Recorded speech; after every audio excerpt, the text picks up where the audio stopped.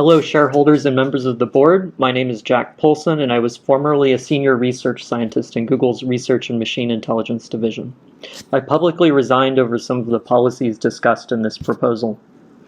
On behalf of Azad Asset Management and the other co-filers, I hereby move the resolution asking the Alphabet Board of Directors to issue a report assessing the feasibility of publicly disclosing a list of suppressed terms, queries, or sites that the company implements in response to government requests.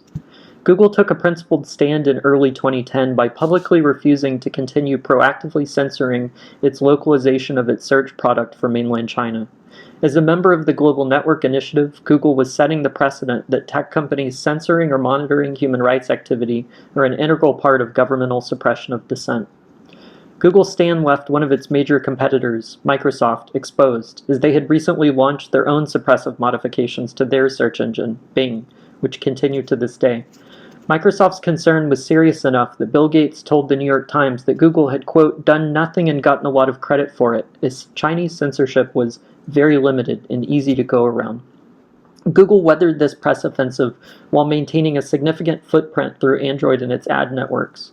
Perhaps to protect these market positions, in 2018, Google assigned hundreds of engineers to rebuild human rights censorship and monitoring into a mainland China localization of search. In August 2018, a coalition of human rights organizations wrote an open letter to Sundar Pichai asking him to reaffirm Google's 2010 commitment to not censoring human rights information, disclose any safeguards against human rights violations, and guarantee protections for whistleblowers.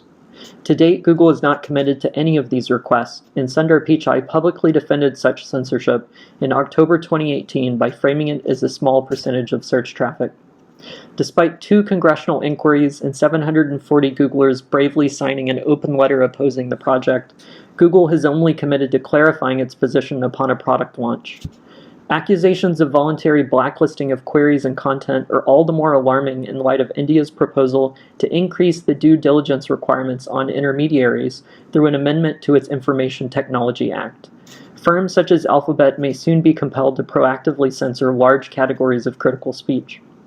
This proposal asks the company to investigate the feasibility of incorporating into its transparency report the substantive content of government requests, including whether the request was met and criteria used to guide decisions, and then notifying customers of content affected by such requests.